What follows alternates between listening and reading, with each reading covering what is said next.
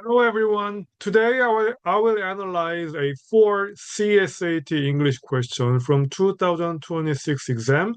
The questions I will cover are 24, 32, 33, 34 that have highest rate of student mistake. So let's take a look at question 24 first, which is a title selection question that focus on the tension between the culture and commercialization, specifically through the concept of culturetainment. I'll begin by clarifying a few key terms, then walk you through the passage itself, and finally explain why the correct title best captures the writer's message. First, let's clarify some vocabulary that is essential to understanding the passage's argument. Culturetainment, a blend of culture and entertainment. It refers to a cultural event designed to attract large audiences, often with commercial motives. As a matter of fact, this vocabulary was controversial after the exam because it was known to be too new to be in the exam. But don't worry, regardless whether no matter how the vocabulary is new or difficult, as long as you understand the word in terms of passage, you will have no problem of solving the question. And the second word is homogeneous. Homogeneous means uniform or lacking diversity, basically, which means same. The writer warns the excessive commercialization may cause culturetainment to lose its uniqueness. Dilution. Dilution means the weakening of meaning or value. So here it refers to the loss of cultural message when event becomes too commercial. Exploitation, which means the unfair use of something for profit. The passage describes culturetainment as vulnerable to exploitation if balance is lost. Now, let's analyze the passage itself. The passage begins by introducing the economic appeal of culturetainment. It explains that politicians and policymakers attracted to cultural events because they can increase tourism and boost related industries such as travel, accommodation, and retail. At this stage, the tone is neutral to positive. However, the passage then introduces a clear turning point using the word however. From this point on, the writer warns the excessive commercialization may cause culturetainment to become homogeneous and lose its original cultural message. This loss can result in audience becoming a fragmented and emergence of smaller, non-commercial events that divide public attention. The passage does not stop at criticism. In the final paragraph, the writer become the writer broadens the discussion, stating that political, social, and religious changes will naturally create new culture and new culturetainment experiences. Overall, the writer concludes that culturetainment is a healthy growth sector, but one that is delicate and easily damaged if exploited. So the main idea is that culturetainment offers economic and cultural potential, but its success depends on maintaining careful balance between profit and cultural integrity. So the logical flow of the passage can be summarized as economic opportunity first, then risk of over commercialization, the need for balance, then cautious optimism about the future. This balanced structure is the key to solving the title question. So now let me explain why the correct answer is choice option number two. Option number two says cash or soul. When culture couples with entertainment, this title perfectly reflects the central tension of the passage. Cash represents economic benefit and commercialization. Soul represents cultural meaning and authenticity. The title does not judge either side. Instead, it presents the issue as a question, which mirrors the writer's cautious and analytical tone. However, I have to admit that this question was extremely difficult when I tried to solve this question in live. One of the reasons is because in a typical CSAT title question, using a question form is not conventional. It's very rare. However, here in this case, option number 2, cash or soul, it implemented a question form, which made the question very difficult to identify a correct answer because question form as a title is not conventional. However, option number 2 is best one, which captures the main idea of the passage first. Why the other choices fail? For option 1, it says the commercialization of culture and its unexpected benefits. It focuses too much on benefits and ignores the risk. Therefore, it's out of choice. And option 3, culturetainment, an ambition of entertainment to be a culture. It sounds abstract and misses the economic discussion. Therefore, out. And number 4, new culture, the poisonous fruit of culturetainment. 4 is overly negative and contradict the passage's final optimism. The word poisonous is too strong and too negative. And option 5, why balanced investment matter in the entertainment industry? Option 5 was extremely attractive answer. However, it narrows the topic to investment. While the passage is about culture, identity, and audience, not just about an balanced investment. Therefore, option 5 is also incorrect. So the key tip for solving the title question is always ask yourself, does the title reflect both sides of the argument? Does it match the tone of the passage? Does the title avoid extreme or emotional language? The correct title is usually the one that sounds balanced, restrained, and thoughtful, just like the passage itself. So remember, a good title does not exaggerate. Instead, it quietly represents the whole. So now, let's move on to question 32, a sentence completion problem that explains why good writing style depends on thinking like a conversational partner. I'll start by clarifying a few key terms, then carefully analyze the passage flow, and finally explain the logical necessity of the correct answer. First, let's talk about the words and expressions in the passage. This question reveals a very important fact about CSAT English question. Surprisingly, there are no particularly difficult words in this passage. In fact, most of the vocabulary here is very ordinary. Words and expressions that students encounter regularly in their school English classes. And yet, nearly 80% of students answer this question incorrectly. This tells us something crucial. The difficulty of CSAT English question does not necessarily come from unfamiliar vocabulary. Instead, it often comes from how well students understand what those familiar words are doing in the passage. This means that vocabulary study should not focus on simply memorizing word lists. What matters more is learning how words functions in the context, how they signal relationships, logic, and perspective within a text.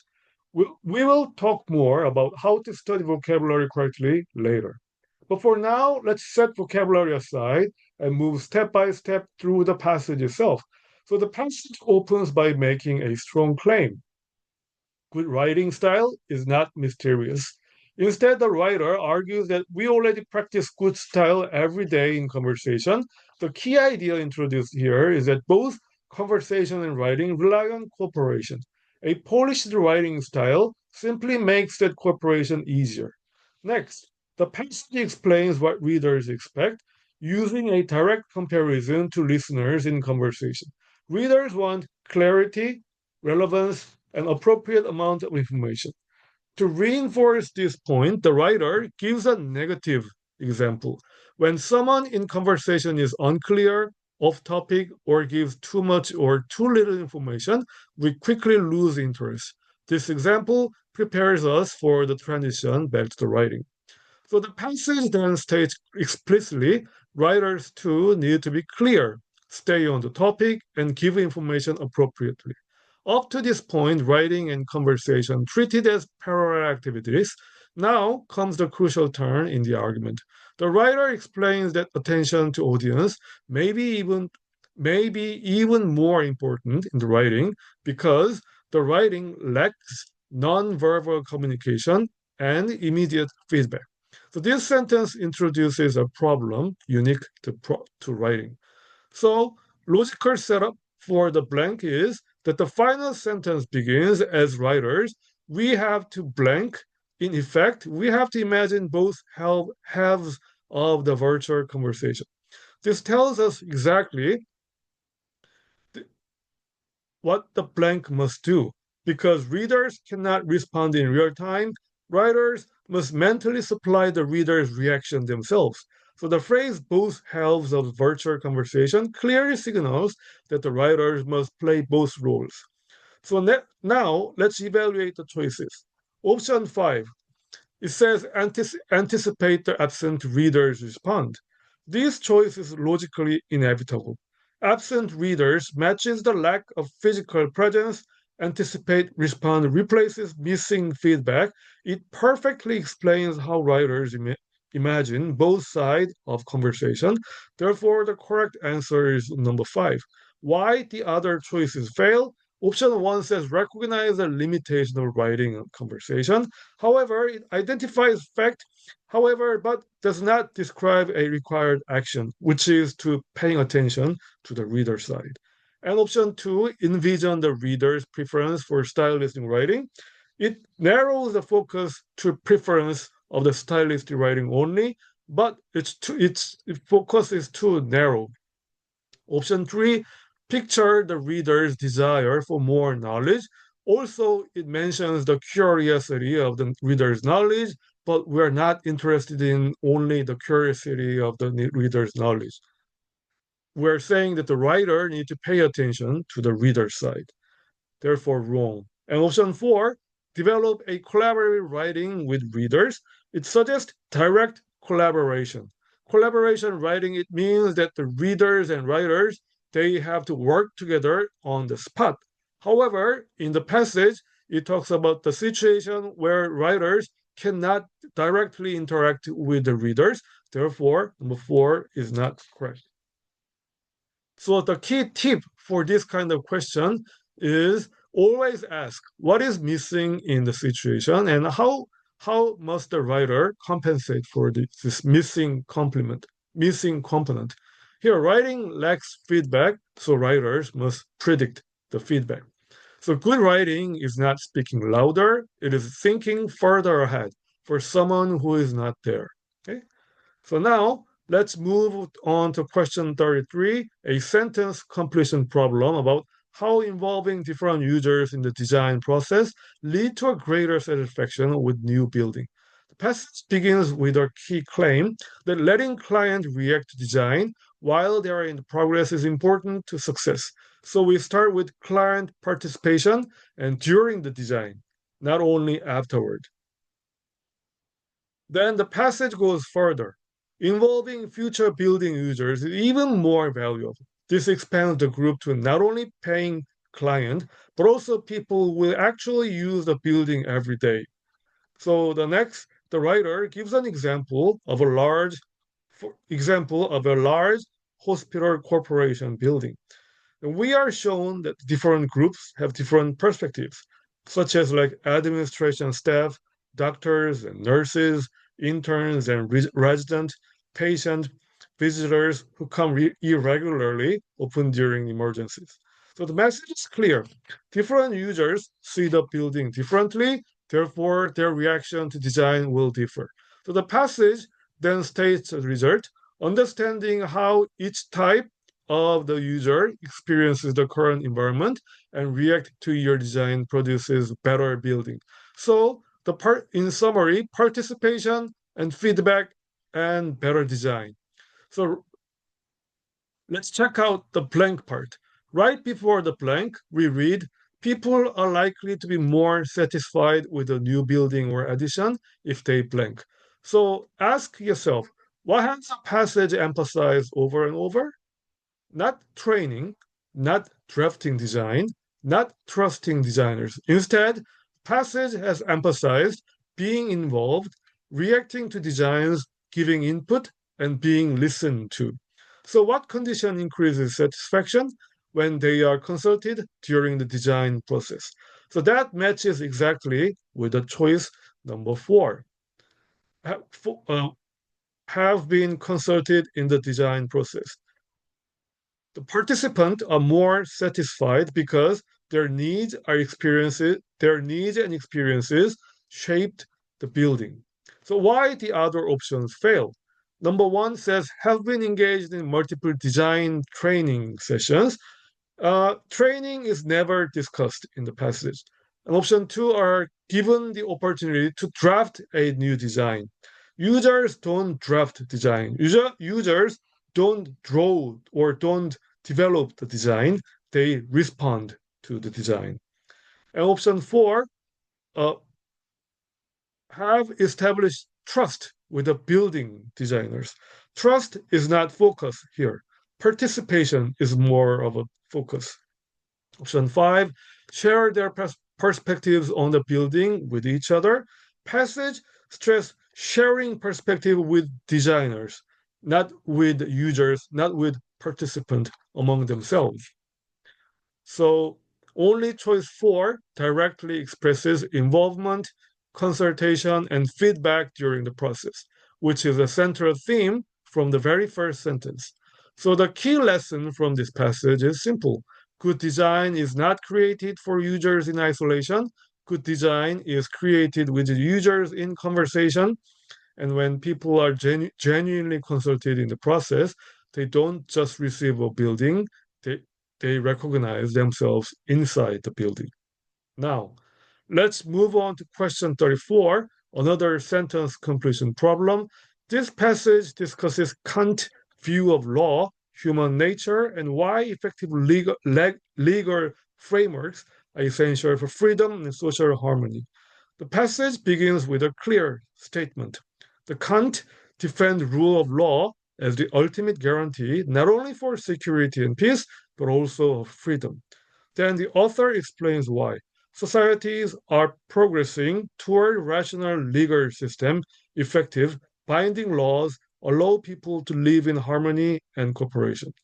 So far, law is something of positive and necessary system for freedom and harmony. Next comes an important clarification. The passage says Kant is not naive about human nature. Kant's view actually resembles Hobbes, which says humans are violent and humans are conflict prone, and therefore strong legal frameworks are necessary to secure peace. So we cannot rely on people's goodwill. And the passage continues, even a nations of devils can live peacefully if a fair legal system binds everyone equally. So this leads to an ideal description of law. Law embodies principles rational beings would freely choose. So pay close attention to the sentence before the blank. It says, if such law forbid them to do something that they would not rationally choose to anyway, rational beings would not choose this behavior anyway. Law forbids the same behavior. Then the conclusion says the law cannot be blank. So think about this perspective. If the law prohibits actions that we rationally would not do anyway, then does the law feel like oppression? Or does the law feel like a burden? Does the law feel like a moral teaching? No. Law, it does not feel like a restriction because law and our behavior matches the same. It does not really limit the law does not really limit freedom because rational agent wouldn't choose those actions in the first place. So the blank must mean understood as a restraint on their freedom. So that is exactly choice number three, which says understood as a restraint on the freedom. Why the other choices don't work? Let's check the distractors briefly. Option one says regarded as a reasonably confirming human liberty. And in my opinion, option one and option three, understood as a restraint on their freedom, they look almost the same. They look almost identical. And they seem very similar on the surface and I guess many strong students feel the same way. The key is not vocabulary meaning, but rather a logical nuance in Kant argument. So let's unpack it slowly. Why number one, option one, and option three are different. In everyday English, confining human liberty and a restraint on their freedom sounds almost the same. So this isn't a vocabulary trick question. The difference lies in what is being evaluated. Option one, it evaluates the degree of limiting liberty by saying reasonably confining. However, option three evaluates whether something is restrained at all. So the passage supports only option three because the key sentence before the blank says, if law forbids something that rational beings would not choose anyway, in other words, rational beings don't want to do it, and law also tells them not to do it. So from the agent point of view, their set of rational choices has not changed. So no option they rationally value has been removed. So logically, uh, people's freedom has not been restricted. So this matches exactly option three, cannot be understood as a restraint on their freedom. No restraint occurred because nothing they rationally wanted was blocked. So why option one does not match Kant logic? Option one says it cannot be regarded as reasonably confining human liberty. If you look at carefully, reasonably confining presupposes liberty is being confined. The debate is only whether the confinement is reasonable or justified. But Kant's point here is stronger. Kant is not saying that the law confines freedom, but reasonably, so it's okay. No, he is not saying that.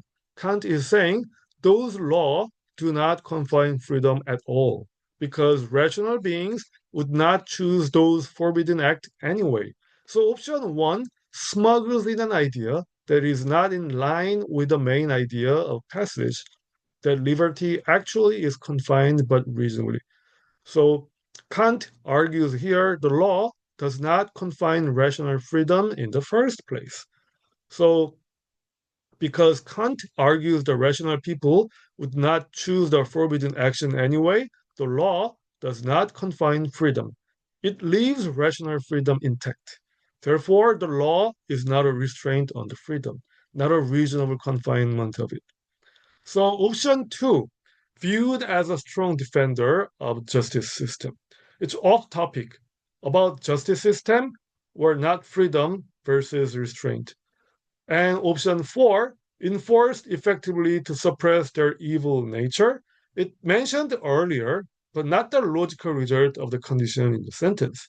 And option five, accepted within the assumption of ideal legal framework. It's too general, does not answer what law can be considered as. So only three directly reflect the key logic. If law forbid what rational people wouldn't do anyway, then it cannot be regarded as a restriction on their freedom. So always ask what conclusion is forced by condition before the blank. Here the condition was they wouldn't rationally do it anyway, so the necessary conclusion is law is not truly limiting their freedom. For Kant, law is the enemy of freedom. Law is not the enemy of freedom. Law makes rational freedom possible precisely because it prevents action that rational people would already reject. So, well, thank you for watching, and I hope it helps you guys to study this CSAT exam session. Okay, thank you.